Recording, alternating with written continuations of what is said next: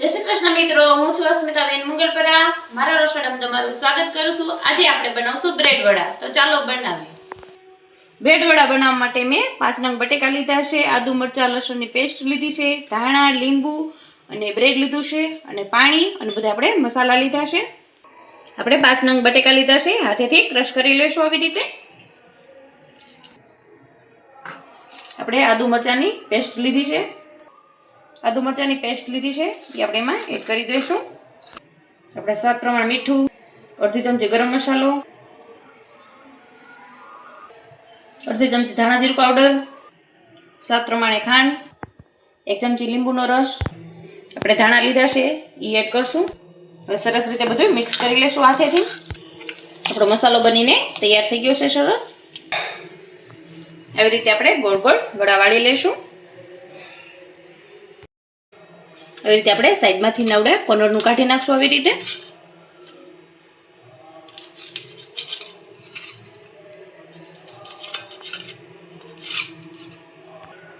આપણે ડીશમાં પાણી લીધું છે એ આવી રીતે પલાળી લેશું.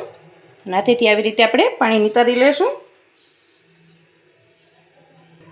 આપણે વચ્ચે બટેકાનું વડું બનાવ્યું છે એ આવી રીતે આપણે પેક કરી દઈશું.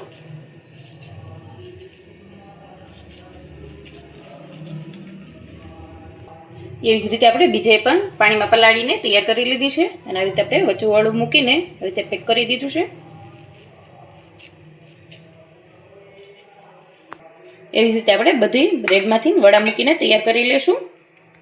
સરસ આપણે વડા બનીને તૈયાર થઈ ગયા છે. હવે આપણે તળી લેશું. આપણે તેલ ગરમ મૂકી દીધું હતું, હવે તેલ આવી ગયું છે તો આપણે તળી લેશું વડાને.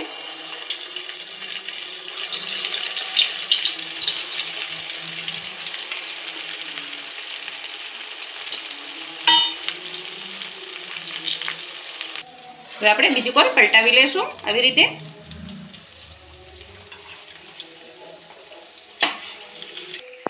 સરસ આપણે બ્રાઉન થાય ત્યાં સુધી તળી લેશું. વડા એકદમ ક્રિસ્પી બનીને તૈયાર થશે. આપણા વડા બનીને તૈયાર થઈ ગયા છે. આપણે ડીશમાં કાઢી લેશું.